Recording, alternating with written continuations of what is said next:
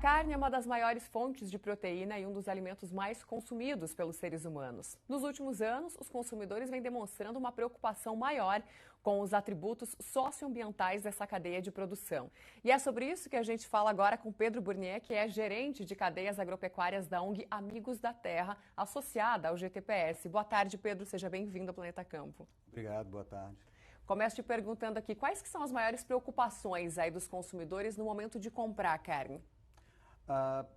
Na verdade, no passado, o consumidor sempre se preocupava muito com as qualidades intrínsecas da carne, ou seja, o sabor, na verdade, a maciez da carne e, obviamente, também o preço. Hoje em dia, você já vê que ele já começa a se preocupar um pouco de que forma foi produzida essa carne, o que acontece durante a etapa de produção. E aí você entra com questões socioambientais, que seria saber de que propriedade ele veio, se nessa propriedade está tendo algum problema de desmatamento, ou até mesmo de ética trabalhista, ou se estão praticando bem-estar animal. Então, esses atributos extrínsecos, que são exatamente atributos de crença, já começaram a aparecer mais na cabeça do consumidor no momento de compra. Ah, que bacana. Eu ia te perguntar sobre isso, né? Porque o Brasil é muito cobrado por outros países em relação ao desmatamento e muitas vezes associam a pecuária a isso, né? A gente sabe que vem sendo feito um trabalho muito intenso do lado de dentro da porteira, né? Como que a gente faz para melhorar essa percepção também para o consumidor? Eu acho que tudo é questão de informação, né? Então, o produtor precisa de entender melhor como é que está sendo produzida essa carne e eu acho que também saber distinguir o joio do trigo, quer dizer, tem muito produtor e muito frigorífico trabalhando em conformidade de forma certa, né? E na verdade isso às vezes prejudica aqueles poucos que estão realmente ocasionando desmatamento.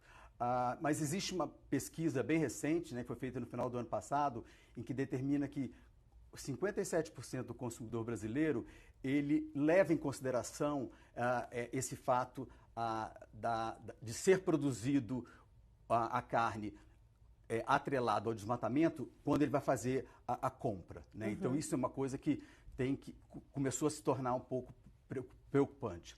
E eu acho que também ele considera que o supermercado na verdade, o local onde ele pode ter informação sobre essa questão do monitoramento e da rastreabilidade. Eu acho que informação clara para o consumidor é uma coisa muito importante para que exatamente você coíba esse tipo de conclusão. Com certeza, e você falou também de dois pontos importantes, né? Rastreabilidade, certificação e que acaba sendo uma responsabilidade de todo mundo também de ficar de olho. Agora, Pedro, muitas vezes me pergunto qual que é o conhecimento do brasileiro em relação ao Código Florestal, né? A gente comentou agora há pouco, o Código Florestal completou 10 anos na semana passada, hoje tem evento em Brasília. Como que você vê que é a percepção do brasileiro hoje em relação a isso, depois de 10 anos do Código vigente?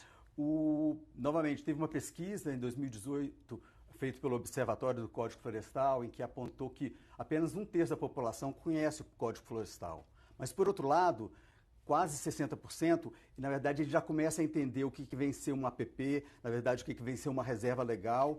E ele também, 60% dos brasileiros também conseguem fazer uma ligação da produção do alimento com o Código Florestal, o que é uma coisa positiva.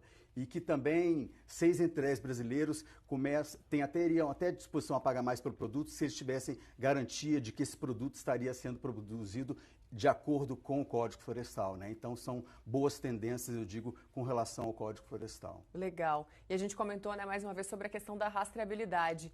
O quanto que você acredita que a gente já avançou e ainda tem para evoluir nesse ponto? Eu acho que avançamos bastante, né? A rastreabilidade, principalmente dos fornecedores diretos, ela já vem sendo feita por boa parte dos frigoríficos, né? Agora tem o próximo passo, que é você fazer a rastreabilidade na fazenda de cria e recria, na produção do bezerro, né? E existe uma demanda do mercado, né? Hoje em dia você vê que grandes atores do mercado, importadores, né, e até mesmo os investidores, eles estão interessados em saber como é que está sendo o monitoramento e de onde vem a origem dessa carne, né?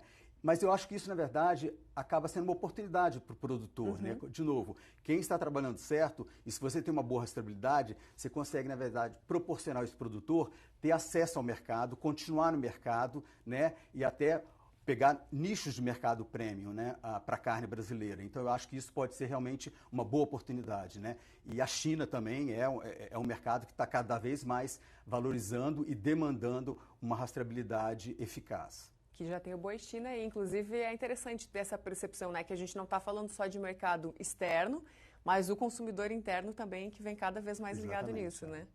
Pedro, agora para encerrar, outro assunto que está muito em pauta na pecuária é a questão da carne carbono neutro. Quanto que isso já está inserido também na escolha do consumidor? Quanto que ele está consciente desse novo item, vamos dizer assim?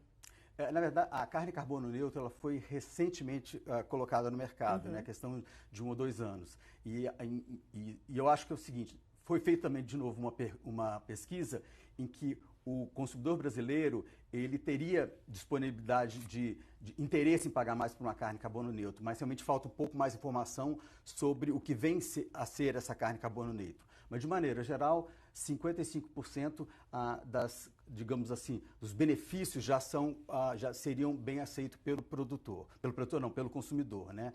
Eu acho que, na verdade, é questão de dar mais visibilidade, dar mais informação sobre o que vem a ser uma carne carbono neutra, uma carne de baixo carbono, para que o consumidor possa realmente fazer a sua escolha. Legal. Pedro Burnier, da ONG Amigos da Terra, muito obrigada pela sua participação aqui com a gente.